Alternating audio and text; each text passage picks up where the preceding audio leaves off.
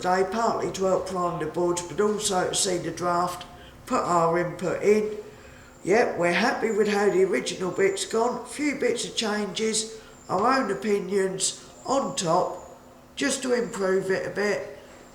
Everybody else got their bits in, we're just getting our last little bits in, rearranging it, and it should go very well.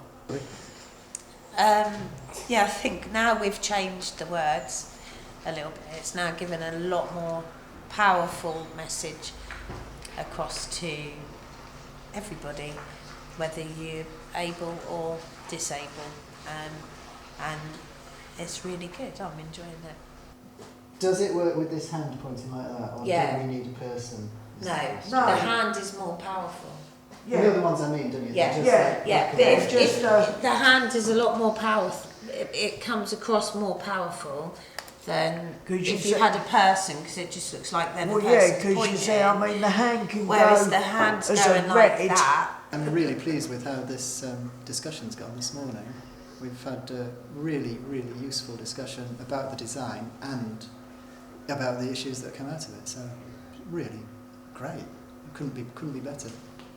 Where you've got everything as it is, Sorry? and where you've got words on here, it might be easiest to have it white so that the words and that show up easier.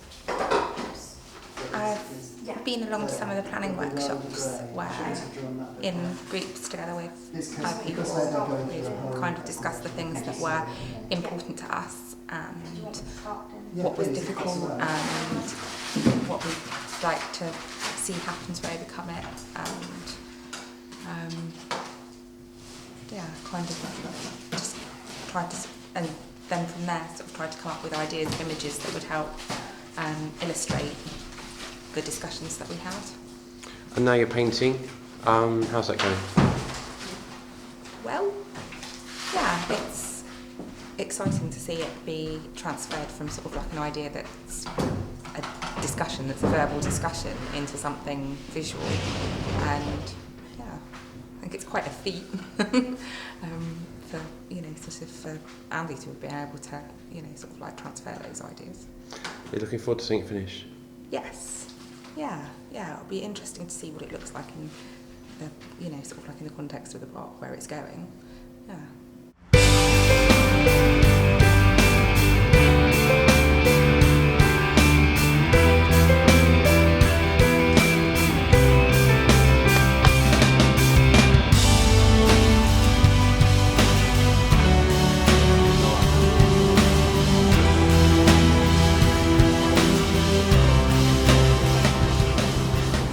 I just wanted to give a bit of background because Rebecca and Andy have done this before. They've done it before in Bolivia, and that's how we got involved in it. Before I was chief executive, I used to work in development studies at UEA, and Rebecca did a research project with us. So the project's been running now for over a year. The first mural done in the UK was in Frome in Somerset, and the second one is in Norwich, and we have it here. So we're very proud that we're the second mural in the UK. Speaking to Rebecca quite a lot, how much work has gone into not just putting the artwork together, but also getting it up here today for everyone to see. So I'd like to express my warmest thanks to Rebecca and to Andy and to everyone that's been involved in this project. I hope that everyone that comes to Chapelfield Gardens will be able to observe it and appreciate it and respect it. So it gives me great pleasure to be able to pull the ribbon, not press it, and open the mural officially.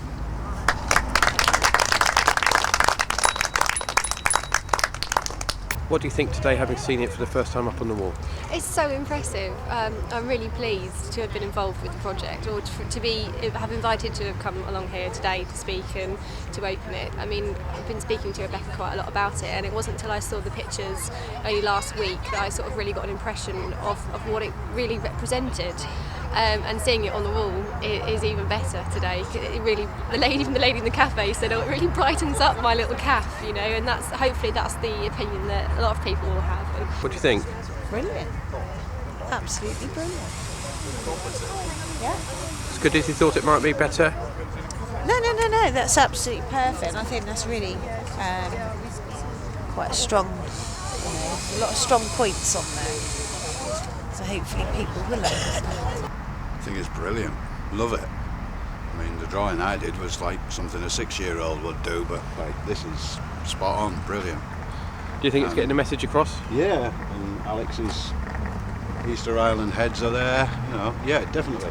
Life is a minefield, and it is for ex-servicemen. Every time you put your foot down, it explodes underneath it. This is the one I like. Do you know what that is? Yeah, that Scream, that was made by a famous artist. It was completely mad. It was lunatic. Yeah. And that's what you used to dream about. And we probably all dream about this man at one point or another. He's come into our dreams, depression and anxiety, you know, and we've all got to be them three there. We've all got to try and fit in a box. We've all got to be have this done to us, and, you know, it's not nice at all. No. Do you think it's important that people walking through this park are going to have to stop and think? I think it's important that average Joe knows what's happening to disabled people, because average Joe could be related to someone that's disabled, have a disabled kid, you know, have a stroke and end up disabled. Anything can happen to anyone, and they need to know what we're going through. They need to know it could be them. So it's quite a powerful tool for that. Oh yes, yeah. And the fact that this is a big project, that it's actually all over the country, in fact it's international. Yes. It brings the whole of the disabled community together to give them a voice to actually say, look, this is what's happening to us, please stop it. I run a group called Navigator, which is a self-help support group for ex-service personnel with mental health issues, mostly PTSD. And myself and a couple of members of the group wanted to get involved in the art project, so we went along with Rebecca and we came up with small drawings and little creations to express how we feel about the way we are treated, how the general public actually interfaces with ex-servicemen, and this epitomises what life's like for us now. This is not a soldier's life, this is a civilian's life. This is ex-soldiers coming out and finding that every time they have to approach a service to get something they're entitled to, it's a minefield. They don't understand it, there's nobody prepared to help them, and it's really sad, because these are people, okay, I'm going to be a bit politically incorrect, but these are people that are being prepared to put their life on the line for you. Nobody else. You sent them. Your government, who you elected, sent them to do a job of work. They've done that job of work to the best of their abilities, sometimes to the cost of their lives. And they come back here and they're spit at. People call them murderers. You're the murderer. You sent us. We just did a job. We did what you asked. Now we demand, right now, recognition for that. We need to be treated equally, if not better. We've done our bit. We shouldn't have to fight for everything we're entitled to out here. It's bad news. Yeah, I think the opening event went well today. There weren't as many people as we would have liked, but we've had all sorts of problems with getting the planning permission here and getting permission from Parks to install the mural, and so we only actually got permission finally at 2 days before we were actually going to go ahead with it.